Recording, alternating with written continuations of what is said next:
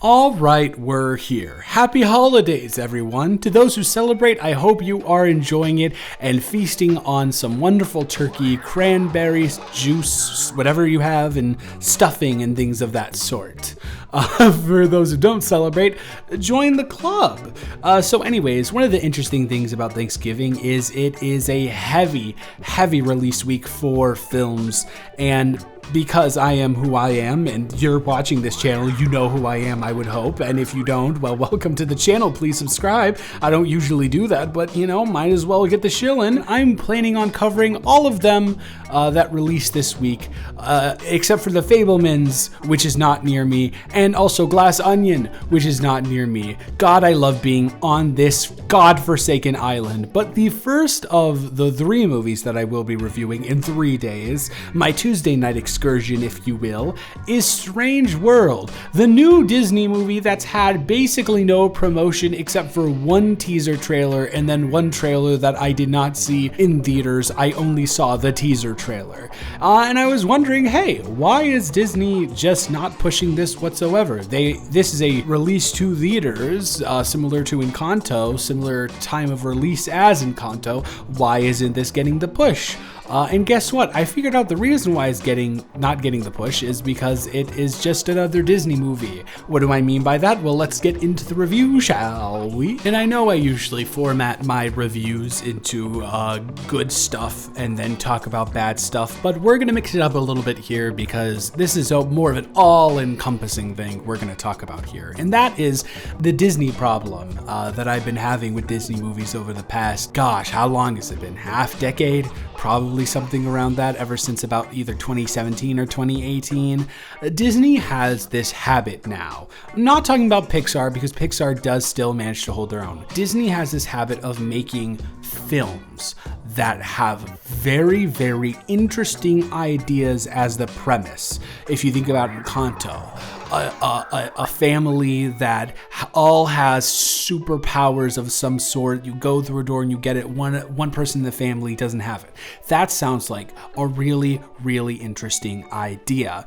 And then you look behind that door in Encanto and realize that the idea is squandered away on a really like, I'll never be who you want me to be, and that's fine plotline. That is the most generic baseline thing that you could ever think of. And now we're gonna go over to Strange World. If you've seen the trailers for Strange World, you will know that, oh my gosh, the imagery is gorgeous. And I'm here to say that that is true. Of course, it is gorgeous. It is a Disney movie. It is the top tier animation studio of the world. Of course, the animation is going to look really good. This is like that's such a redundant statement, but it is something to be commended. And then also the voice acting is pretty solid.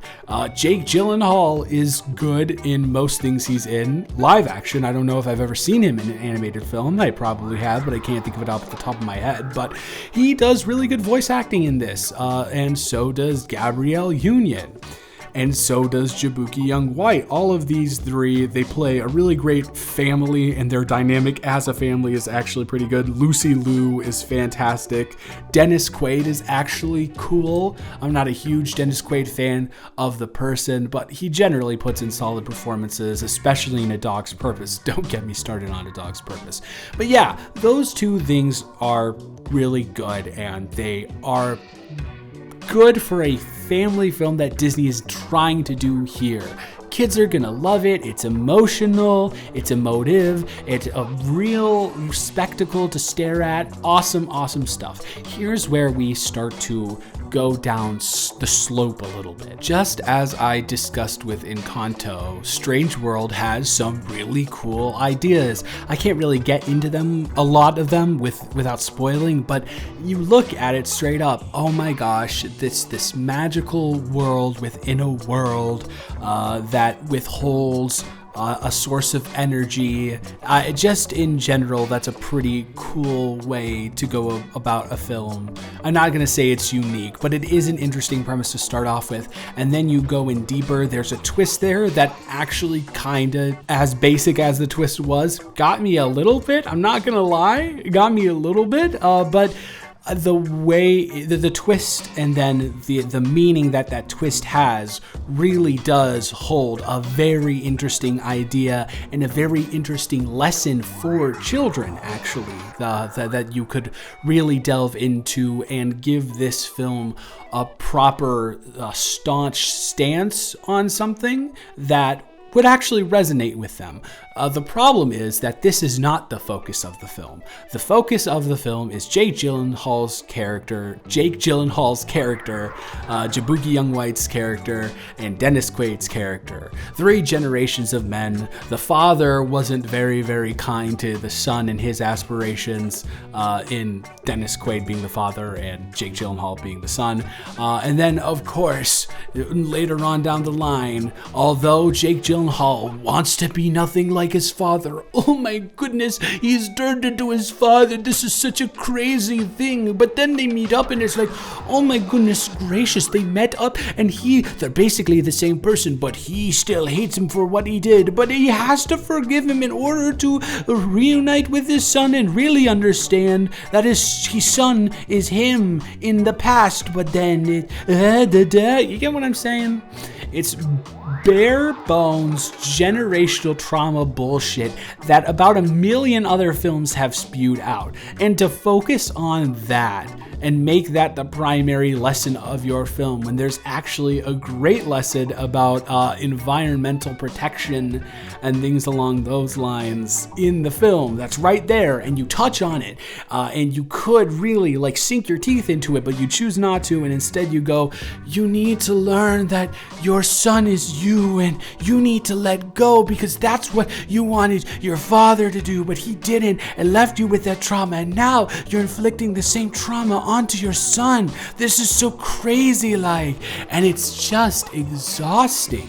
It's like the writers don't care. And that's a problem. They do care. This is, to me, why it makes perfect sense that Marvel and Disney are co-partners. Disney owns Marvel. It makes sense why they are in the same corporation bubble together, because they do just enough to get by, and they have some pretty interesting ideas sometimes, but they squander it away on traditional nothing bullshit. Absolute nothingness. Very bothersome. I will say this though, in defense of the film. If you have a problem that there is a gay person in a film, and that only they're gay and then that's it, go fuck yourself. What's your problem? That's not woke. People are just gay. What is it doing to affect you? And how is it ruining your life? Is the question I would like to ask before you run out of the theater the moment you see that a man might like another man. The craziest thing in the world. Something that's definitely not been around for literal centuries. You absolute bigots.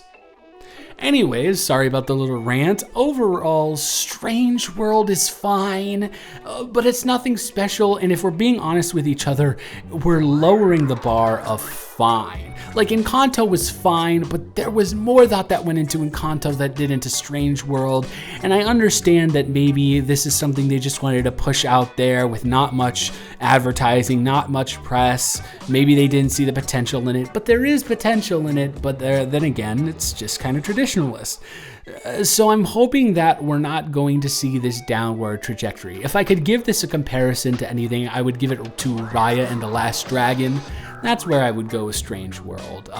Ultimately, at the end of the day, I'm going to give Strange World a 4 out of 10. It is absolutely nothing special, but, and again, as I say about every Disney movie, it could have been.